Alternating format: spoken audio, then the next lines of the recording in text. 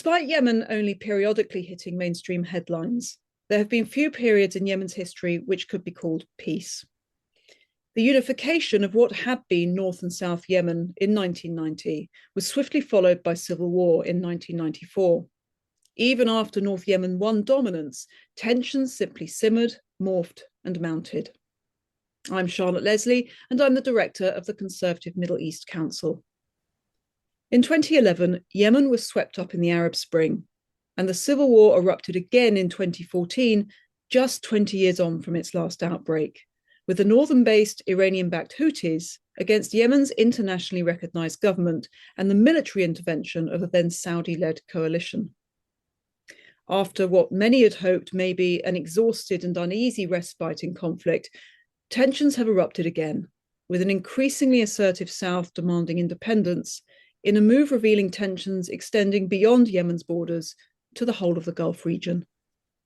With us to unpick and explain this crucial, complex, and overlooked country is Dr Elisabeth Kendall. Dr Kendall is a leading scholar of Arabic and Islamic studies, Mistress of Girton College, Cambridge, and on the board of the University of Cambridge's Centre for Geopolitics, and chair of the Board of Trustees of the Sana'a Centre for Strategic Studies, a Yemeni think tank.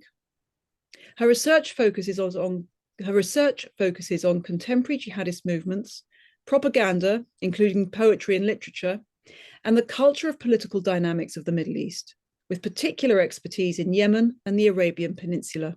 She has provided expert analysis to the UN, NATO, and the British and US militaries.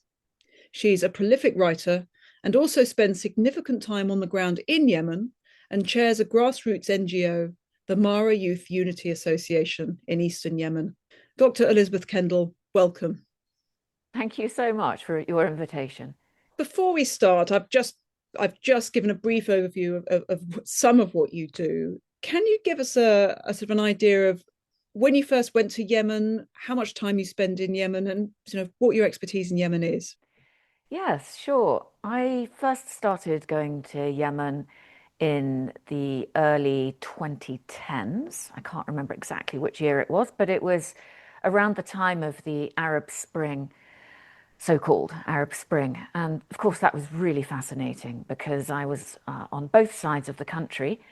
In the far west of Yemen, in Sana'a, the capital, it was a pretty vibrant time, lots of protest tents all over the place and groupings. It was a buzzy time. And then in the far east of the country, where I was doing some research into tribal dynamics and the rising star of Al-Qaeda in the Arabian Peninsula, there was almost zero interest in the Arab Spring. So that was pretty fascinating. And I must say, I felt so at home in Yemen. It was such a hospitable place. People were so welcoming that it really defied all of the media stereotypes about this scary, inhospitable, treacherous place where you really had to be on your guard and at all times. And now, that might just have been that I was with the right people and I was working alone rather than with any kind of government organization. And that, in a sense, kept me safe because I was striking up local relationships and therefore I had protection that wasn't paid for, and therefore I didn't have a price on my head because I wasn't paying anyway. No price could be bettered. Anyway, I just wanted to say that it was a really fantastic experience being there at such a vibrant time and then tracking it going in and out over the next decade, including after the war began in 2014 and was internationalized in 2015, and just really fell in love with the place. So you got a personal experience of the country from the early 2010s. For our listeners, because it's an immensely complex mosaic of a place, can you give us a brief history leading up to that point? Brief history of Yemen. That is quite a hard ask. And you can go back and you can go back. Perhaps it's worth just starting very quickly with Britain's own involvement in Yemen. And that's actually been going for nearly 2 centuries. And of course, our involvement was really generated by trade interests. Yemen was a very strategic location for the British because it was on that route, a stopping place on the route between British India and Europe. So the port of Aden really worked as a recoaling station. Now, of course, Yemen was technically part of the Ottoman Empire until 1918, but in reality, the Ottomans exercised only weak control. It was a distant place, the terrain was difficult, there were lots of different kinds of rulers, emirs, sultans, tribal sheikhs. And Britain was able to, in fact, occupy Aden in the 1830s, and it became a crown colony. Now, behind Aden were also these hinterlands, still in what's known as the south of Yemen, and the British Empire established protectorates there. There was the West Aden Protectorate and the East Aden Protectorate, which pretty much went up to the border with Oman in the east. And Britain didn't directly administer these protectorates, but they had oversight. And so their involvement, the British involvement in Yemen, was complex. It involved complex treaties and relationships. In the north, by contrast, there was an imamate in Yemen, and that lasted pretty much on and off with greater or lesser periods of hanging together in control from around about the 9th century until the 1960s. I'm going back into all of this history because it's actually still relevant today. These demarcation lines between the north and the south, there was a line that was drawn originally by the Ottomans and the British in 1904. That was always controversial. And the line between the east and the west protectorates, this is also a fault line today. Anyway, bringing it up to the relatively present day, things trundled along in Yemen until really the 1960s, when Arab nationalism boiled over. And those nationalist sentiments in the north meant that the imamate was toppled, and you ended up with a civil war in the north between royalists and republicans. The royalists, by the way, secretly supported by the British, also by the Saudis and the Jordanians, and the republicans backed mainly by Egypt, which turned out to be quite a bloodbath for the Egyptians and was probably one of the reasons why they didn't want to get involved on the side of the Saudi-led coalition in today's war. And then in the south, these nationalist groups in the 1960s fought what they saw as the British occupation. And in both cases, both in North and South Yemen, 1967 was a pivotal year. In the north, the Egyptians withdrew, the royalists lost, and Saudi Arabia ended up recognizing the Yemen Arab Republic. And in the south, the British withdrew. And in the end, a People's Democratic Republic of Yemen emerged. And we had de facto North and South Yemen. Now, partly the south of Yemen, as you can see, it was composed of all of these different patchwork entities, sheikdoms, fiefdoms, sultanates, emirates. And that is partly why it's such a difficult concept today. And I'm sure we'll go into this a bit. But the long and the short of it is that Yemen was never a naturally integrated state. The north and the south only emerged in the late 60s, and they only unified in 1990. And within 4 years, they were already at war. So there's been an on-off conflict pretty much ever since then. You mentioned that there was an Arab Spring, right? But the Arab Spring led to a national dialogue conference that was led by the UN. And that was much praised, but it didn't really solve these questions about the division of power, territory, resources, and eventually a war broke out in 2014 when the Houthis swept to power in the capital and started moving south, and in 2015 when the Saudi-led coalition, mostly under the auspices of Saudi Arabia and the United Arab Emirates, came together to try to restore the government, which had fled under Houthi pressure.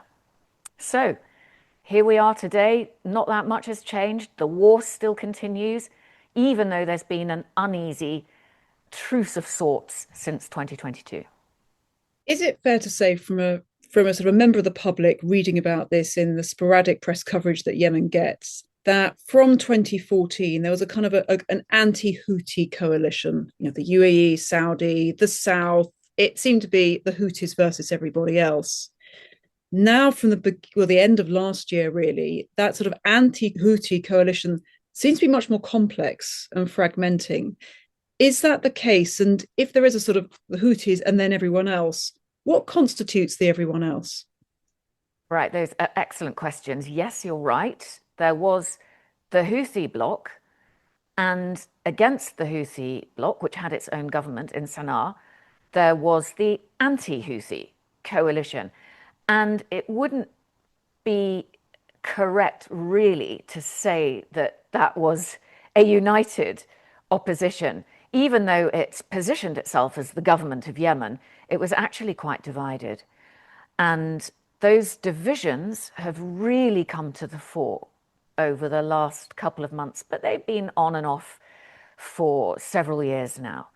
I'm going to start, though, by just giving a brief outline for listeners, which I think will be very helpful. And that is to say that really there are three power blocks in Yemen. The first is the Houthi power bloc, and that is aligned with an external actor, which is Iran.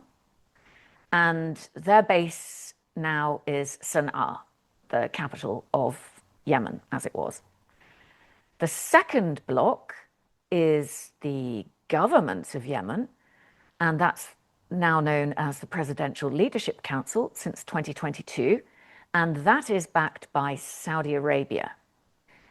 And that's the internationally recognized government. And then the third power bloc, which used to be part of that Presidential Leadership Council, the third power bloc is the Southern Transitional Council. These are southern separatists. They coalesced in Aden. They were announced as a movement in 2017 under the leadership of a man called Aidarus Azubaidi, and they've been backed by the United Arab Emirates. And now, while the Presidential Leadership Council and the Southern Transitional Council were part of the same anti-Houthi bloc, they've always had slightly different visions for the end game in Yemen. The Presidential Leadership Council, backed by Saudi, has had a view of a united Yemen, or at least of a federal Yemen which hangs together territorially, perhaps with federal regions, which might include the south. And the Southern Transitional Council, backed by the UAE, has had more of a vision of a separate southern state that's autonomous. Those visions have now clashed. But Charlotte, I wonder if it's just worth also just explaining a little bit about who the Houthis are and where they've come from. That was going to be my next question. Why don't you ask it then? Listen, you've told us about, you have the Houthis and the rest, and we've had a look at the rest. Can you tell us a bit more about who the Houthis are? We've said that they are Iranian aligned. Can you explain that a little more and how they came about? Yes, sure. The Houthis are quite often characterized in the media or in some circles of some governments as a ragtag group of rebels. That would be a failure to understand the true extent of their grip on power. The Houthis control territory in which 2/3 of Yemen's population lives, or thereabouts. And Yemen's population is now around about 40 million. So that is a very significant population that they have under their control. Territorially, they probably only control around about 1/3 of the actual land, but it is the most populous land. Now, the Houthis are not a tribe, but Houthi is a family name.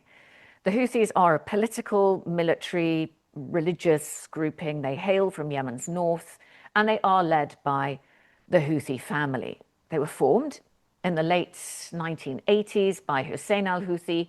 He died just over 20 years ago, but their current leader, Abdul Malik al-Houthi, is one of the younger brothers of Hussein al-Houthi.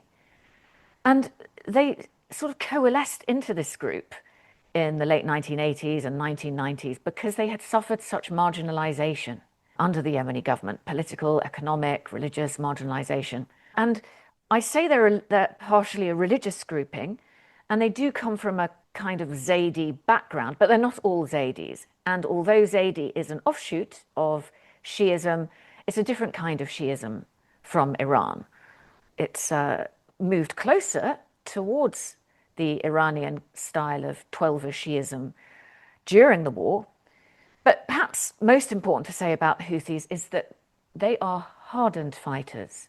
War has become a way of life. Even though the current civil war has only, well, I say only, it's been going since 2014, that's over a decade, they've actually been at war on and off since 2004, so over 2 decades, because they had their own civil war in Yemen against the former government of Ali Abdullah Saleh from 2004 to 2010. But what does that mean? That means that anyone under, say, the age of 25 in those Houthi heartlands has pretty much only ever known war. And that means that there's really no hankering after a peaceful Yemeni historic golden age, because not many people actually remember or know what that would look like. And so you can see that many of these attempts to bomb the Houthis into submission, and there have been many over the past 10 years, I can think of 5 countries at least. It's been the UAE, Saudi Arabia, the US, in fact, the UK as well, and Israel have all tried to bomb the Houthis into submission, and all have failed. And that's because they operate by a slightly different logic. War is a way of life. They have strong pride and honor, and they're not in a mood to compromise. Their slogan has become ever more relevant. Their slogan is Allahu Akbar, Al-Maut li-Amrika, etc., etc. You know, God is great, death to America. Also includes death to Israel, curse on the Jews and a victory to Islam. That's pretty bellicose.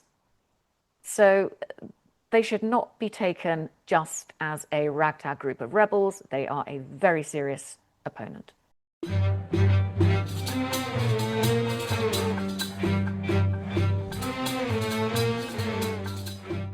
I'm Charlotte Leslie, Director of the Conservative Middle East Council, and we're speaking to Dr Elisabeth Kendall, the Mistress of Girton College, about Yemen.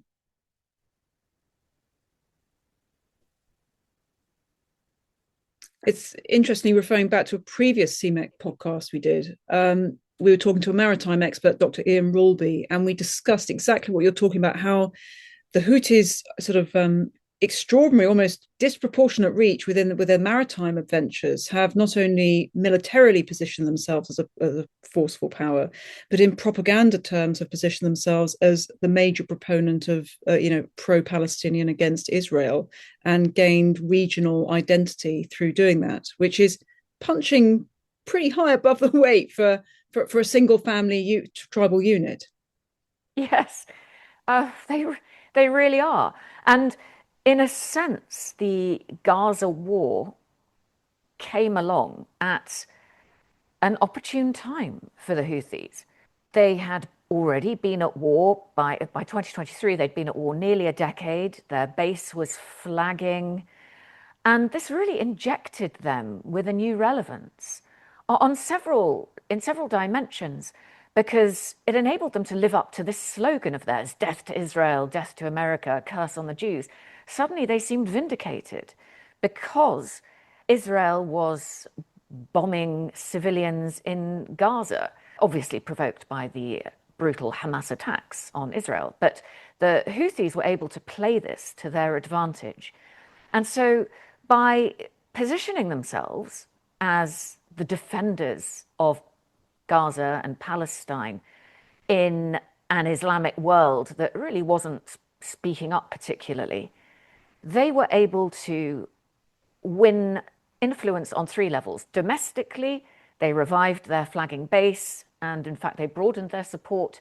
Regionally, they became the heroes of Palestine, and internationally, they got massive media coverage and were spoken of as though they were the government of Yemen.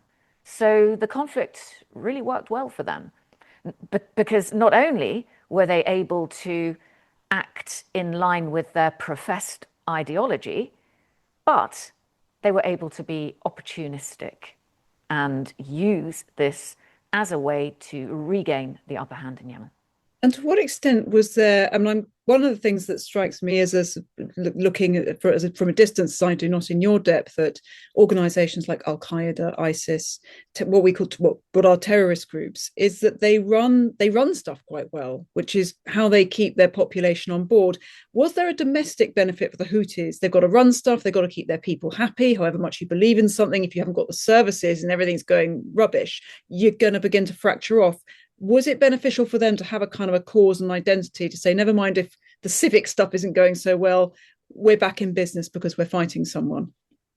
That's absolutely 100% correct. Yes, that's exactly how it worked for the Houthis domestically, because frankly, even those inside Yemen who, and there are many, who don't like the Houthis, who would dearly love to defeat the Houthis, don't like America either, and often don't like Israel either. So, they were suddenly looking at the Houthis through a different lens. And add to that the fact that the Houthis have an excellent propaganda machine. They have a TV channel called Al Masirah. It was run out of Beirut because, of course, they had strong links with Hezbollah in Lebanon. They have lots of social media feeds. They have dozens of supporter channels on platforms like Telegram. They have an incredibly sophisticated propaganda apparatus that pushes out really well-attuned, culturally attuned propaganda narratives in the form of poetry, in the form of videos, even some of them featuring kind of dance moves and songs, and they're chanted by kids all the way through to grown-ups. If I wake up and happen to go over their feeds, I sometimes find myself humming some of their, they're called zajal, their sort of poetry numbers, their products up until the end of the day. They're really catchy. And so they really caught on to the anti-Israeli zeitgeist. For those of us who want to protect Western world order, who, despite how difficult Trump may be, sometimes absolutely don't want death to America and are on the receiving end of that kind of hostility, how do we begin to counter, and do we even understand that propaganda warfare that they're conducting? We seem to seldom talk about it, and it's really great to have you on here because of your expertise in that. But there doesn't seem to be a wide and common focus on this aspect of our global conflicts. Yes, that's right. We often tend to see our opponents through our own eyes instead of through the eyes of their target markets, so to speak. And so quite a lot of my work has revolved around the cultural production of extremist groups like the Houthis, like Al Qaeda, and like ISIS. And one of my big findings in Yemen was that Al Qaeda in the Arabian Peninsula was using Arabic poetry to a massive extent in its cultural outreach. And quite often when we ask ourselves, what is it that helps these extremist groups to win hearts and minds, we imagine that it's their theology or their principles, their doctrine, and they do produce a lot of theological statements and doctrinal material, but they also produce an extraordinary amount of poetry. In fact, in one sample data set that I looked at, which was Al Qaeda's main magazine, which came out over a 4-year period up until the Arab Spring, I discovered that 19%, so about 1 in 5 pages of that over a 4-year period, contained poetry. And I also did a survey in the east of Yemen in 10 provinces, which were located very close, in fact, neighboring and overlapping with Al Qaeda's takeover provinces. And I found that 74% of respondents actually said that poetry was either important or very important in their daily lives. And that was out of a possibility of 6 answers. So that was pretty incredible. And it explained, of course, why groups who are trying to win local support use it. Whereas we're always asking questions like, how many weapons do they have? Where are they? Who are their leaders? And what are they planning? My research asks questions like, how are they feeling? What are they thinking? What are they singing about? And how are they winning hearts?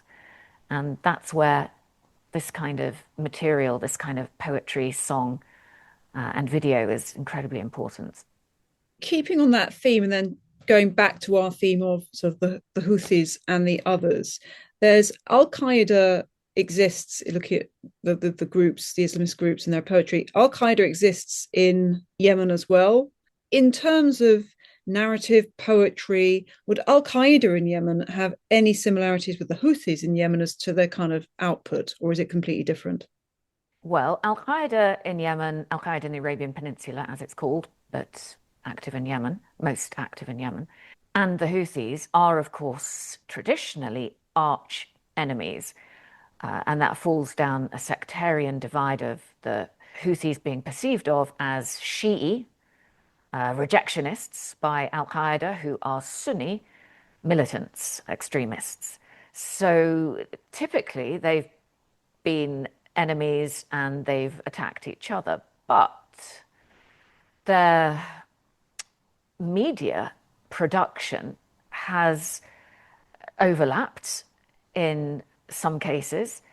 And I think it's a fairly open secret that, at least for the past 3 or 4 years, there's been some kind of entente, understanding, shall we say, collaboration might be too strong a word, but a kind of understanding between Al Qaeda and the Houthis. And that can be seen by the fact that Al Qaeda in the Arabian Peninsula has not launched any attacks whatsoever against the Houthis since June 2022. And that doesn't mean that it's not active. It has been very active. It's directed most of its attacks against the UAE-backed southern forces in Yemen, and none of them against the Houthis. And at the same time, we've seen prisoner swaps between Al Qaeda and the Houthis. We've seen Al Qaeda using the kinds of tactics that the Houthis have used. We've seen Al Qaeda actually launching its own drone attacks, dozens of them to date. Where's it getting the drones from? Who's supplying it? How are they getting safe houses? How are they moving people around? Who's supplying them with weapons? These are all questions that can arguably be linked back to some of the actors, the mainstream actors in Yemen's civil war, among them the Houthis. So, yeah, lines of loyalty and fluidity are pretty blurred in Yemen.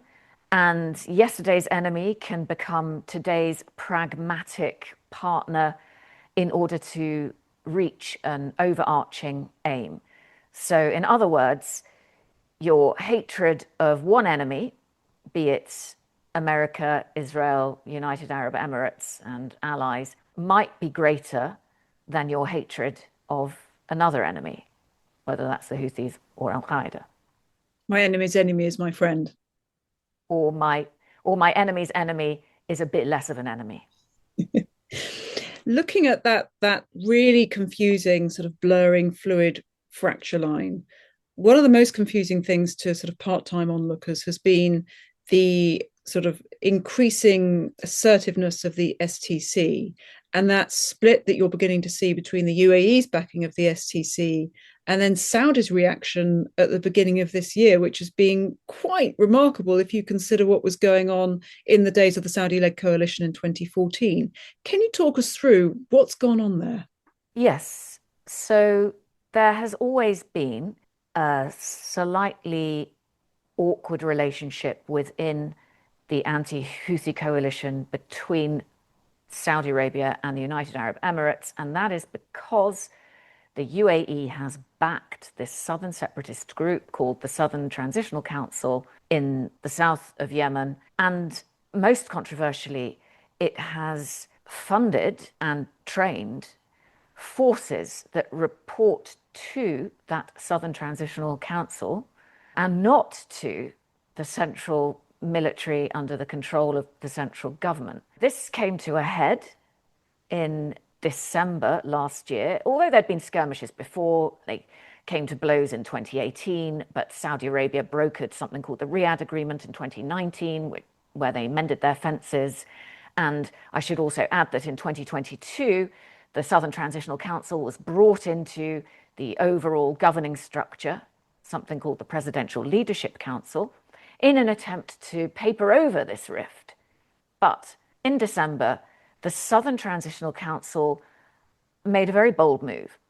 It tried to expand its control militarily from its heartlands in and around Aden all the way east, right up to the border with Oman. Crucially, it militarily took over the two biggest governorates in Yemen, the eastern governorates of Hadramaut and Al-Mahra.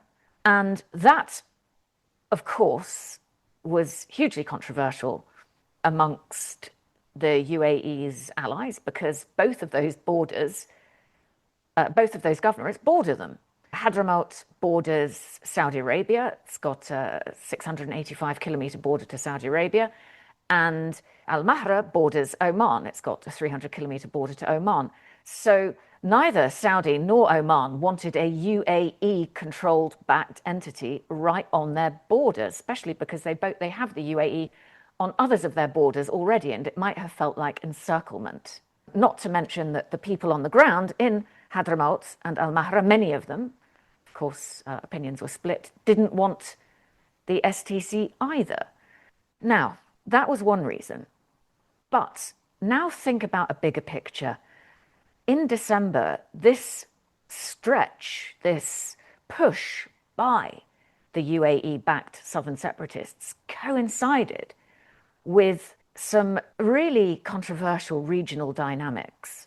At the same time, Israel had declared its support for the breakaway Republic of Somaliland, and that was denounced by most Arab nations, but not by the UAE.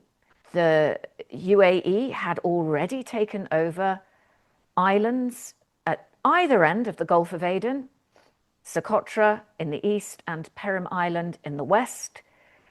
The UAE was also active in supporting the rapid support forces in Sudan on the Red Sea and in supporting Ethiopia, which was, of course, butting up against Eritrea, backed by Saudi Arabia. So, in other words, this power bloc of the UAE, which is perceived to be in conjunction with Israel through the Abraham Accords, was starting to gain influence in some really important geostrategic locations all around the Gulf of Aden and up into the Red Sea, just across the water from Saudi Arabia and south from Saudi Arabia, and of course around the coastline of Oman as well.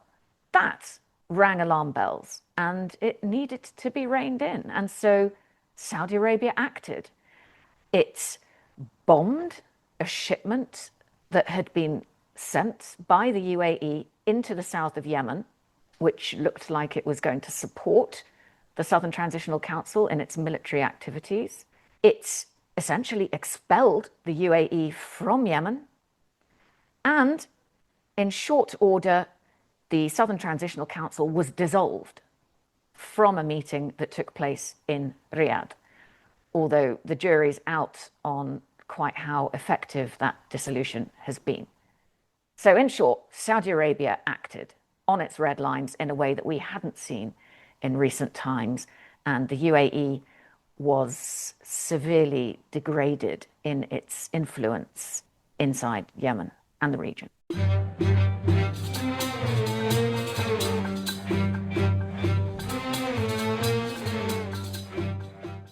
I'm Charlotte Leslie, Director of the Conservative Middle East Council, and we're speaking to Dr Elisabeth Kendall, the Mistress of Girton College, about Yemen.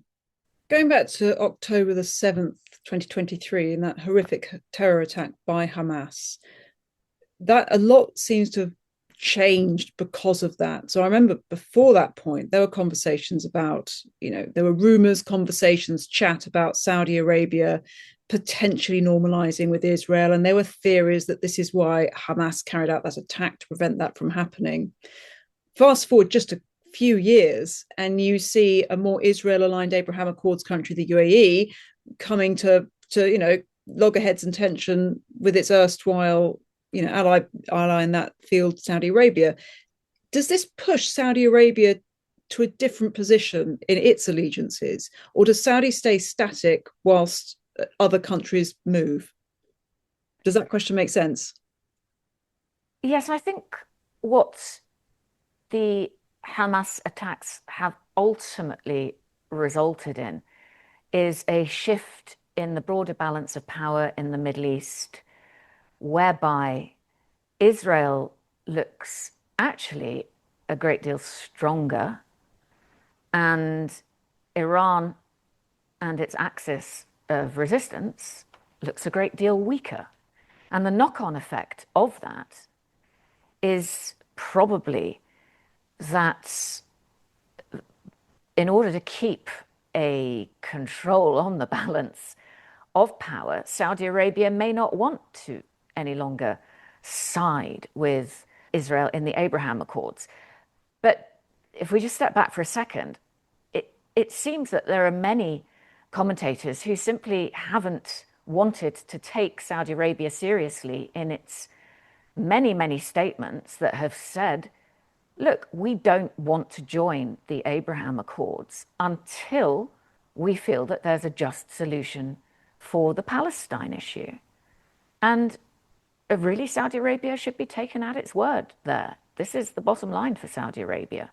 But just to go back to your question, I think we are seeing Saudi Arabia sticking to its desire now to support more mainstream actors in the region, such as in the side, for example, in Sudan, it's supporting the Sudanese army. In Yemen, it's supporting the Yemeni government, whereas the UAE tends to support the separatist groups, the breakaway movements, whether that's Somaliland or South Yemen or the Rapid Support Forces. And so, we are seeing a split between these two allies, the UAE and Saudi Arabia, as their rivalry comes to the surface and they jockey for position. Saudi is seeking to make good on its Vision 2030, and that does require it to diversify its economy in a way that will directly butt up against the prowess economically of the United Arab Emirates. So I don't expect that rivalry to tamp down anytime soon. We started looking at the history of Yemen largely from Britain's involvement. We've come a long way since then, in some ways, not very far in others. Does Britain have a role to play now? Obviously, militarily, we're not as we were when we were in Aden. Are we still respected? Is there anything we can do, and what should we be doing, or what should we be doing better? So, Britain. Britain has always, of course, supported the Saudi-led coalition in Yemen, now that that coalition seems to be splitting a little between Saudi Arabia and the UAE, it seems that Britain is more on the side, so to speak, of Saudi Arabia because it supports, nominally at least, it's saying that it supports Yemen's territorial integrity.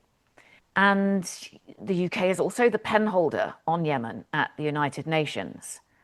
But it does have a rather awkward position here because of its colonial past and some of the baggage that comes with that.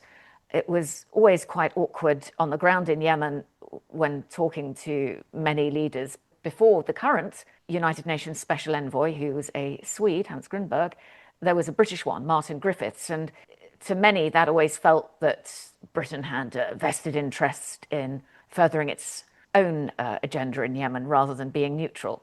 All of that said, I think our current ambassador, Abda Sharif, is excellent. She's very active, but she's active in a discreet way, playing a positive role, a thinker, but also a doer.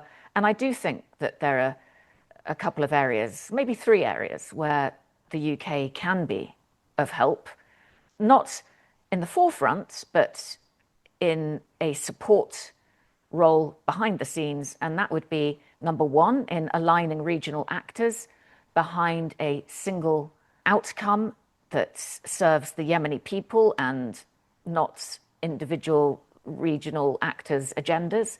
So helping to align them behind a single peaceful, inclusive process for Yemen. Of course, Britain has a very useful relationship with Oman, not just with those actually in the coalition, the anti-Houthi coalition, but with Oman, who's always remained neutral. We have a special relationship that we can work on to help in that process. Number 2, we can help build institutions. And this is so important in Yemen. So often a solution has been found by simply building up strongmen or paying for patronage relationships with tribal groupings and different partnerships, but actually building institutions that are representative, that can help to bolster the internationally recognized government as a viable alternative to the Houthis. That's incredibly important. And then thirdly, Britain could help perhaps with the propaganda efforts on the part of the internationally recognized government and in terms of countering the propaganda of other groups like the Houthis, like Al-Qaeda. We do have some very good outfits, like there's an outfit called Tech Against Terrorism. If we could build those outfits up to work more effectively and have more resource behind them to take down propaganda, to suppress propaganda, to elevate the propaganda that's on the side of the internationally recognized government, that would be so helpful.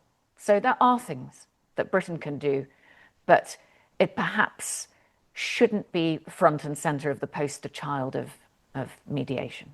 As we're talking, Trump is issuing yet more perhaps extended threats about strikes on Iran. How does Iran and what's going on with Iran and may go on with Iran affect the Yemen dynamic and those external partners in Yemen? Clearly, what happens in Iran does affect the Yemen dynamic because the Houthis' main supporter is Iran. Iran sends them weapons. Iran has helped to train them.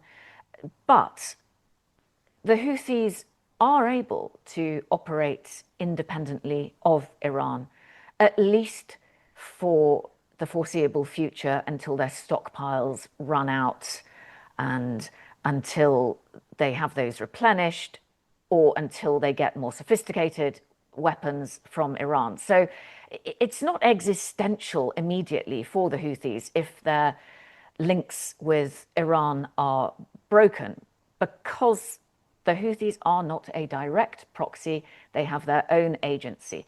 And also, let's remember that the Houthis operate in an asymmetric way. They don't actually need to have massively sophisticated weapons or top-notch materiel coming in from Iran. the accuracy is less important than just the fact of keeping going, of firing missiles into the Red Sea, whether or not they hit ships. It's often said that for those conducting guerrilla warfare or asymmetric warfare, not losing is actually winning. And of course, it also depends to some extent what happens with Trump's potential intervention in Iran. Because there could be a scenario where the regime is toppled, the 86-year-old leader, the Ayatollah, is toppled, but he's replaced with some kind of military regime run by the Islamic Revolutionary Guard Corps. I mean, it's a possibility. If something like that occurs, then I would imagine that that could actually strengthen the hand of the Houthis. So we'll just have to watch this space and see what happens with a potential intervention by President Trump in Iran, or indeed what kind of deal materializes. I'm going to be very cheeky and ask you one final question. You're very much not an ivory tower academic in that you've spent a lot of time on the ground where very few people have spent time on the ground. What's your main takeaway from that time on the ground that you may not get where you're sitting in libraries or spending your time solely in very worthy SW1 seminars? That is a hard question. So many things spring to mind. I think it would be, you cannot get a sense for how things might actually work unless you're talking to the real people who have to live with real life solutions in real time, in real places on the ground. It's so different. So, for example, I'll give you an example. It might seem really sensible to look at a map of Yemen and think, well, why wouldn't we go back to a north-south solution? Wouldn't that be an excellent solution? Until you talk to people in different places on the ground and you realize that it's actually not that simple, and that, in fact, the loyalty groups are really very fragmented. Or it might look on paper like the National Dialogue Conference that was led by the UN after the Arab Spring in 2013 to 14. It might have looked like that was a huge success. It had over 500 delegates. They were appointed in what looked to be a very democratic way. But going around in the east of Yemen, nobody really knew at the time who was representing them, how they were chosen, what was going on. Things can look very different on the ground from how they look from the outside. And the lines that you might draw on a map in a library are very different from the lines you might draw if you're living with it. So there's no substitutes for human intelligence and for real life relationships. On that note, Dr. Elisabeth Kendall, thank you very much indeed. You're welcome. Thank you for taking the time.